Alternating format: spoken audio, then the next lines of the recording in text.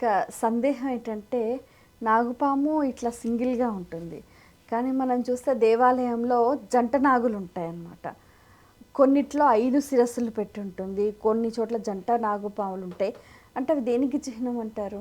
ఆ, ఇప్పుడు ఎప్పుడూ కూడా సంతానం కావాలి అనుకుంటే జంటగా ఉంటేనే కదమ్మా. ఆ జంట చూడచక్కనైన జంట అంటే ఏదో శరీర అందానికి కాదమ్మా, ఇద్దరి భావాల కలయిక, ఇద్దరి మనసుల యొక్క కలిక, ఇద్దరి యొక్క పని యొక్క కలయిక. ఆ?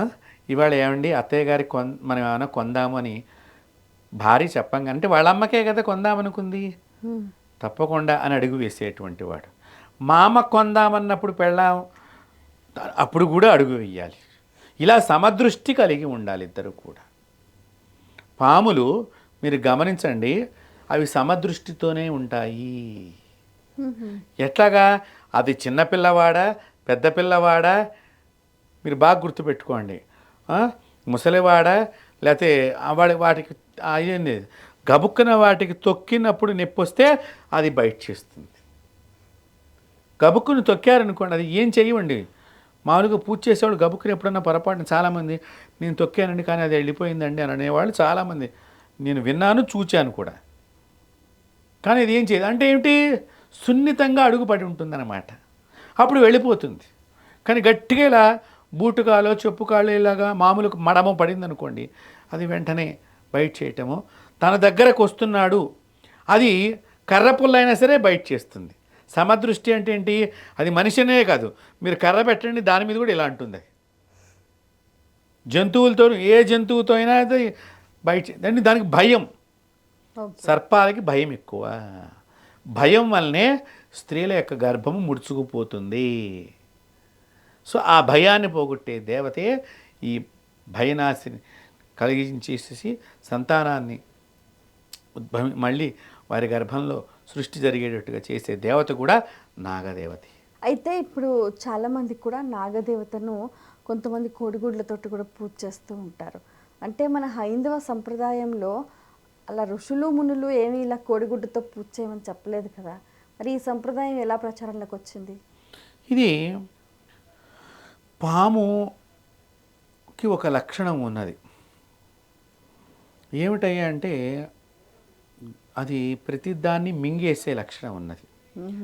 కొన్ని జాతి సర్పాలమ్మ తన పిల్లల్ని అవే తినేస్తాయి డెలివరీ చేయంగానే. మీకు బాగా తెలుసో తెలీదో కొన్ని జాతులు వాటినే తినేస్తూ ఉంటాయి. అలాగే గుడ్లను కూడా మింగేసే లక్షణం పాముకున్నది తన పిల్లలు. లేకపోతే ఎన్ని పాములు ఉంటాయమ్మా? సర్పాలు 20 గంటలు నిద్రపోతాయట, 4 గంటలు మాత్రమే మెలకువగా ఉంటాయి. ఈ 4 గంటల మెలకువలో మన జీవితంలో ఎప్పుడైనా ఒక పాము కనిపిస్తే మనకి ఎంత హడలెత్తుతామంటే అంత హడలెత్తుతాం చూడండి. ఆ 4 గంటలు ఎప్పుడో తెలియదు, 20 గంటల పాటు అది నిద్ర ఉపక్రమిస్తుంది. కాబట్టి ఇక్కడ మీరు అడిగినట్లుగా వాటికి కొన్నిటికి కొన్ని జాతులు వాటికి ఉన్నాయి. అది చూసి మానవుల్లో కొన్ని ప్రాంతాల్లో వాళ్ళు అవేస్తే అది కూడా తింటుంది కదా, దాని పిల్లని తిన్నట్టుగా ఎట్లాగో తింటుంది కదా ఇది కూడా తింటుంది అన్నట్టుగా కొంతమంది కొన్ని సర్పాల్లో రకాలు ఉన్నాయి సర్పాలు, అది చూసి ఇది మొదలుపెట్టారు. కానీ చిమిలి, చలిమిడి, ఆవు పాలు, అరటిపండు ఇవి మాత్రమే శ్రేష్టమైనటువంటి పదార్థాలు. గురుగారు, ఇప్పుడు మనం గమనిస్తే కూడా సర్పాలు అనేవి కూడా చాలా విషపూరితంగా ఉంటాయి, మనకి దోషాలను ఎక్కువగా అందిస్తూ ఉంటాయి. పొరపాటున తెలియక ఏదో సందర్భంలో వెహికల్లో వెళ్తూ ఉంటే కారు కింద పడడమో, లేకపోతే తెలియకుండా ఏదైనా గొయ్యి తీస్తున్నప్పుడు ఆ రోకలి అది గుణపమో ఏదో దాని మీద పడడమో, అంటే తెలియక జరిగిన దోషాలు, అంటే సర్పానికి సంబంధించిన దోషాలు ఒకవేళ ఏవైనా జరిగితే వాటిని ఏ విధంగా పరిహరించుకోవాలంటారు? ఇప్పుడు మీరు గొయ్యి తవ్వుతున్నారు, దాని లోపల ఏదో పాము ఉంది అనుకుందాం. మీరు గుణపమో పార వేశారు, వేసినప్పుడు కొంత బయట దాని మీద దెబ్బ పడి దానికి రక్తం రావడం ఏదో జరిగింది. అప్పుడు మీకు తెలిసిందిగా, వెంటనే దాన్ని రక్షించే ప్రయత్నం మనం చేయాలి. మీకు పశు వైద్యులు ఉన్నారు కదమ్మా, వాళ్ళు ఇవన్నీ చేస్తూ ఉంటారు. ఆ పాముని ఎలాగైనా జాగ్రత్త కాకపోతే అది తీవ్రమైన బాధతో ఉంటుంది కాబట్టి మనం చాలామందికి ఏంటంటే ఇప్పుడు మళ్ళీ అది మనల్ని చంపేస్తుందేమో, రాత్రికి వచ్చి మన ఇంటి దగ్గర పగ ఇదిగా తీర్చుకుంటాయి. ఇవన్నీ వాస్తవాలే, పగ తీర్చుకుంటాయి. దానికి నొప్పి కలిగినప్పుడు దాని సమయం వచ్చినప్పుడు అది నేను చూస్తుంది కదా కాపు కాసి. కాబట్టి ఇలాంటిది పోవాలని దానికి వైద్యం చేయించడం మూలకంగా ఆ దోషం తగ్గుతుంది. ఒకటి. రెండవ విషయము, పొరపాటున జరిగిందని మీరే చెప్తున్నారు కాబట్టి భగవంతుడు అంత శిక్ష విధించడు. తర్వాత నీకు తెలిసింది కదా, ఇక్కడి నుంచైనా కూడా ఆ నాగ దేవాలయానికో నాగ ప్రతిష్ఠ చేసిన మూర్తి దగ్గరకో పుట్ట దగ్గరకో వెళ్ళి పూజించు. నాయనా నా తప్పు అయిపోయింది, నేను చూడకుండా ఇదేదో నా గృహ నిర్మాణంలోనో పొలం పని చేసుకునే సందర్భంలోనో జరిగింది, నన్ను క్షమించు తండ్రి అన్నప్పుడు ఆ దోషాన్ని అనేది ఆ పాముకి అర్థమవుతుంది. కాబట్టి తప్పకుండా దోషం తొలగుతుంది. ఒకవేళ చనిపోయింది మీరు చేసేటప్పుడే ఒక దెబ్బకి అది మరణించింది, అప్పుడు దాని మూతి దగ్గర రాగి వస్తువు, రాగి అంటే మనకి కాపర్ ఇంగ్లీష్లో, చిన్న ముక్క తీసుకొచ్చి పెట్టి దాన్ని నీ యొక్క తండ్రిగా భావన చేసి దహన సంస్కారం చెయ్యాలి. దానికి ఉత్తర గతి కలిగించావు అంటే ఈ జన్మ నుంచి మోక్షాన్ని ఇచ్చేసావు.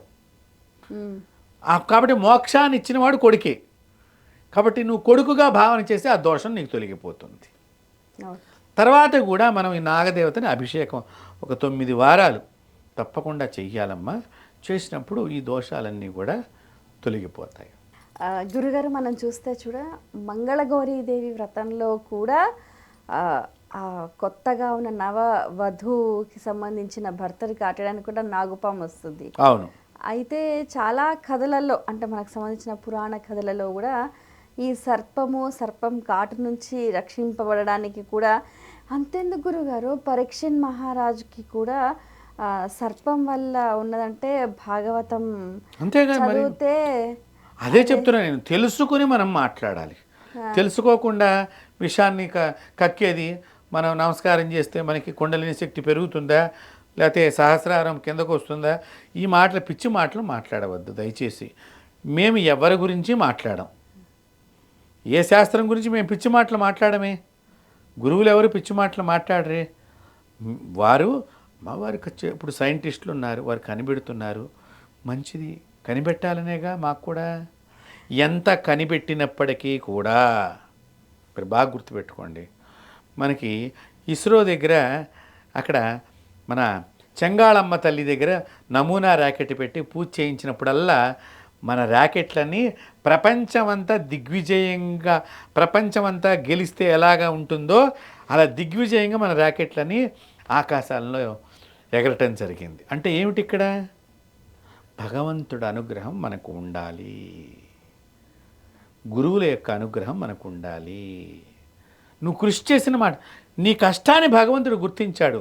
నా భక్తుడు అని చూడలా, నా కొడుకు అని చూశాడు దేవుడు. రైట్. నువ్వు భక్తితో చేసావు, నువ్వు భక్తుడిని అనుకుంటున్నావు దేవుడి దగ్గర, కానీ దేవుడు ఎప్పుడు నిన్ను భక్తుడిని అనుకోడు.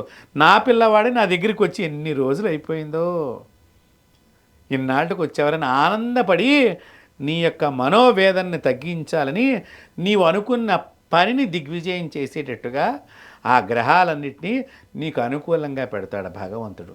అందుకనే మన ఇస్రోలో అన్ని ర్యాకెట్లు పైకి దేదీప్యమానంగా ఎగురుతున్నాయి.